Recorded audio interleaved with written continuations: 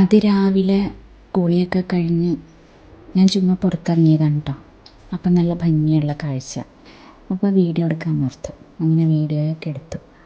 സമയം ഇപ്പോൾ ഏകദേശം ഒരു 5:59 ആയിട്ടുണ്ടാവും കേട്ടോ. അപ്പം ഞാൻ ഈ രാവിലെ കുളിയൊക്കെ കഴിഞ്ഞ് വേറെ എങ്ങോട്ടല്ല, എൻ്റെ വീടിനടുത്തുള്ള ക്ഷേത്രത്തിൽ പോവാണ് കേട്ടോ. അപ്പം തലേ ദിവസം രാത്രിയിൽ തീരുമാനിച്ചതാണ് കേട്ടോ രാവിലെ എഴുന്നേറ്റ് ക്ഷേത്രത്തിൽ പോകണമെന്ന്. ഈ വീഡിയോ എടുത്തിട്ട് കുറച്ച് ദിവസമായിട്ടോ, കാരണം ഞാൻ വീട്ടിൽ പോയ സമയത്ത് എടുത്ത വീഡിയോ ആണ് കേട്ടോ.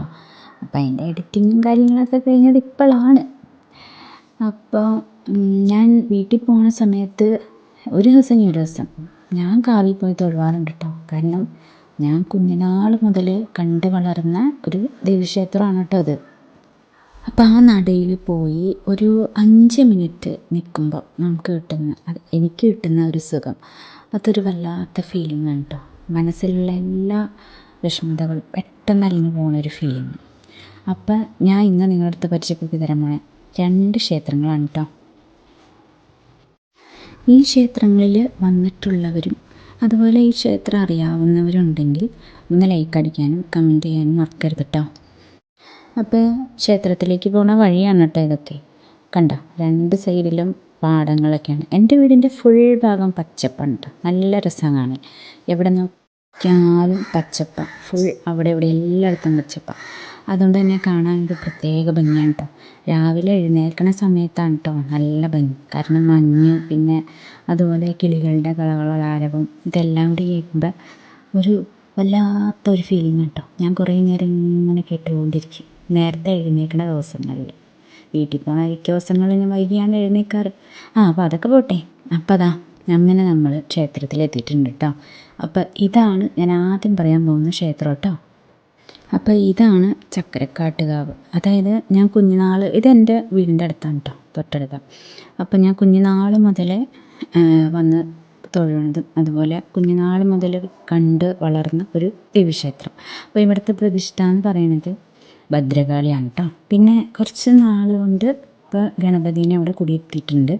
അപ്പോൾ ഞാൻ അകത്തൊന്നും കയറി വീഡിയോ എടുത്തിട്ടില്ല കേട്ടോ. ഞാൻ പുറത്ത് നിന്ന് ജസ്റ്റ് നിങ്ങളൊന്ന് കാണിച്ചു തന്നു, അത്രേ ഉള്ളൂ.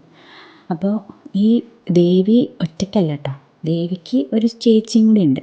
അപ്പോൾ അത് ഞാൻ കാണിച്ചു തരാം കേട്ടോ. അപ്പോൾ ഇവിടുത്തെ ഉത്സവം എന്ന് പറയുന്നത് മീനഭരണിക്ക് 7 ദിവസത്തെ ഉത്സവമാണ് കേട്ടോ. അപ്പോൾ താലപ്പൊലി, പൊങ്കാല, പിന്നെ വെടിക്കെട്ട്, പിന്നെ കുറേ കലാപരിപാടികളൊക്കെ ഉണ്ട് കേട്ടോ. ഞാൻ ഇതുവരെ പൊങ്കാല ഇട്ടിട്ടില്ല, പക്ഷെ ഞങ്ങൾ പൊങ്കാല കാണാനും അതുപോലെ താലപ്പൊലി കാണാനും എല്ലാം പരിപാടി കാണാനൊക്കെ ഞങ്ങൾ പോകാറുണ്ട് കേട്ടോ.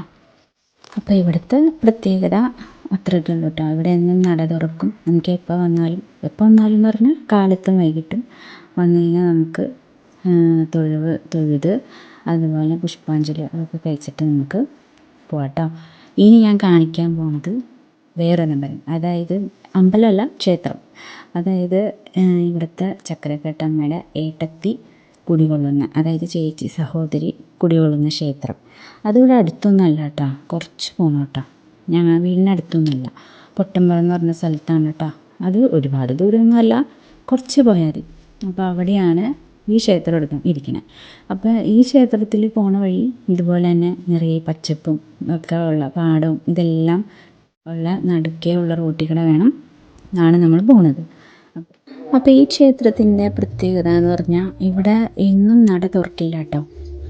ഇവിടെ കാർത്തികയോ അല്ലെങ്കിൽ ഏതെങ്കിലും വിശേഷ ദിവസങ്ങളിൽ മാത്രമാണ് കേട്ടോ ഇവിടെ നട തുറക്കുള്ളൂ. പക്ഷെ നമുക്ക് അവിടെ അകത്ത് കയറി പ്രാർത്ഥിക്കണേനോ അല്ലെങ്കിൽ വിളക്ക് കത്തിക്കണേനോ ഒന്നും തടസ്സമൊന്നുമില്ല കേട്ടോ. ഈ കാണുന്നതാണ് കേട്ടോ ഞാൻ പറഞ്ഞ 2ാമത്തെ ക്ഷേത്രം. അപ്പോൾ ഈ ക്ഷേത്രത്തിൻ്റെ പേര് വള്ളിക്കാട്ടുകാവ് എന്നാണ് കേട്ടോ. അപ്പോൾ ഈ വള്ളിക്കാട്ടുകാവമ്മയും അതുപോലെ ചക്കരക്കാട്ടുകാവിലെ അമ്മയും തമ്മിൽ ഒരു കഥയുണ്ട് കേട്ടോ. അതെന്താണെന്ന് വെച്ചാൽ വള്ളിക്കാട്ടമ്മയ്ക്ക് കണ്ണറിയില്ല. അപ്പോൾ വള്ളിക്കാട്ടമ്മ ചക്കരക്കാട്ടമ്മേനോട് ചോദിക്കും, വഴിയിലൂടെ ആരെങ്കിലും പോകുന്ന കണ്ട അതാരാടിയെന്ന് ചോദിക്കും. അപ്പോൾ ഈ ചക്കരക്കാട്ടമ്മ ഭദ്രകാളിയാണല്ലോ. അപ്പോൾ അമ്മ നല്ല മനസ്സോടെയാണ് ഇരിക്കുന്നതെങ്കിൽ അമ്മ പറയും അത് നമ്മുടെ കുട്ടിയാണെന്ന് പറയും. അങ്ങനെയാണെങ്കിൽ അയാൾക്ക് നല്ലതാണെന്ന് പറയുന്നത്. അതല്ല അമ്മ കുറച്ച് കയ്യിലാണെങ്കിൽ അമ്മ പറയും എനിക്കറിയില്ല, ചെന്ന് അന്വേഷിക്കുക എന്ന് പറഞ്ഞാൽ പിന്നെ ആ ആളില്ല എന്നാണ് കേട്ടോ പറയുന്നത്. അപ്പോൾ ഇത് ഞാൻ അറിഞ്ഞ കഥയാണ്.